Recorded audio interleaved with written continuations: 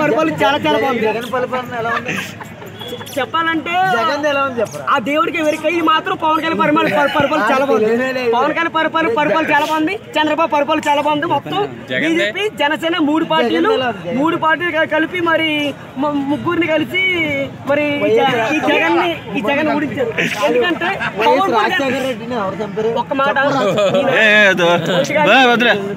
చెప్పాలంటే మాట రాజశేఖర రెడ్డి చెప్పాలంటే దేవుడైనా చెప్పకూడదు చెప్తారు. రాజశేఖర దేవుడైనా ఆయన అన్నం క్యాంటీన్ ఉండి 5 రూపాయలు పోయిను ఎవరిది ఎన్టీ రామారావు ఉండి కూడా సైకిల్ ఇటువంటి నాకు చెప్పాలంటే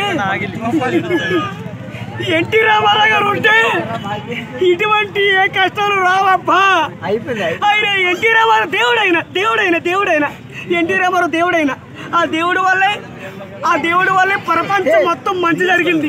ఇటువంటి ఎన్టీ రామారావు లేకపోతే ఈ స్వతంత్ర దేశం మొత్తం నాశనం అయిపోయింది. ఆయన ఎన్టీ రామారావు నిజంగా బతుకుంటే ఈ ఘోరం జరగదబ్బా. ఎవరో పుచ్చి అంట అమ్మాయి ఎత్తారేమో అమ్మాయితో ఎంటర్ చేసుకుంటేనేమో ఒక్కడు కూడా చెడదప్పాడు. పిచ్చేమో కుర్చీ కాడికి ఒక అమ్మాయి ఎత్తేనేమో తాగేసేసి బాగా కొంతమంది తాగేసేసి అన్నాడు. ఏంటది మనమో వచ్చారు ఎవరో పోలీసులు గొడవ చేయొద్దు, మీరు గొడవ చేస్తే ఎంట్రీ తీరు వార్నింగ్ ఇచ్చారు. వార్నింగ్ ఇచ్చిన ఆయన బుద్ధి లేదు కుర్చీగాడికి. ఏదో పెద్ద అనుకుంటే మీ నెత్తులెక్కుతాడే అర్థం కావట్లేదు. ఇప్పుడు ఈ మాటలు కుర్చీ ఉంటే నీ పరిస్థితి కుర్చీ అంటే ఏంటి? 90 కుర్చీ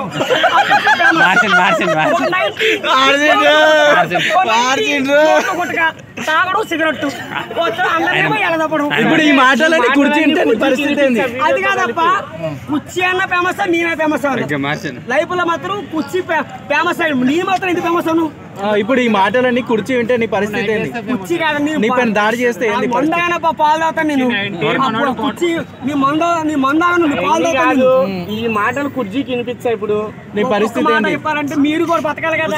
మీరు ఏదో చేసుకున్నారు, మీరు కూడా ఇంటర్వ్యూ చేసుకున్నారు. మీరు చెడతప్పితే ఎలాగ తప్పు మీరు వచ్చింది. ఇప్పుడు మాట్లాడతావా? ఒక మాట చెప్పాలంటే మీరు కష్టపడుతున్నారు ఏదో 3 మెతుకుల కోసం. గురు విద్య గురు బ్రహ్మ, కూడు కోసం కూడు వరకు కూడు విద్య కోడి విద్యలు మీరు కదా. మిమ్మల్ని అలా చెడతగితే చాలా తప్పది. ఆ దేవుడు కూడా క్షమించడు. ఎందుకంటే జై మన బాలయ్య బోలో స్వతంత్ర దేశానికి, బోలో భారతదేశానికి. భారతదేశం ఏంటి మన పూజ ఉంది. పొద్దున్న లెగిస్తున్నారు. మరి పొద్దున్న లెగిస్తే దీనికి వెళ్తారు, ప్యాస్కి వెళ్తారు, పువ్వులు వస్తారు. పొద్దున్న లెగిస్తే పూజ